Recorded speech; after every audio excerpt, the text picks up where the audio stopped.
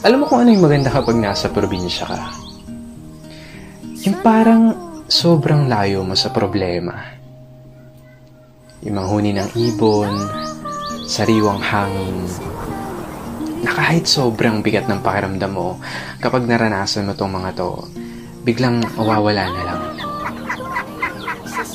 Yung magandang tanawin, tapos yung palaya na ginawa niyong palaruan ng mga kaibigan mo. Sarap talagang mumuhay sa probinsya, no? Yung para talagang napakalayo mo sa problema. Yung parang napakalayo mo sa malupit na sistema ng mundo. Na kapag nasa probinsya ka, mararamdaman mo talaga yung halaga ng sarili mo kesa sa iba. At mapapasabi ka na lang na there's no place like home or like probinsya. At ikaw na nanonood nito ngayon, masaya ako at naparamdam ko sa'yo ang pamumuhay sa isang probinsya.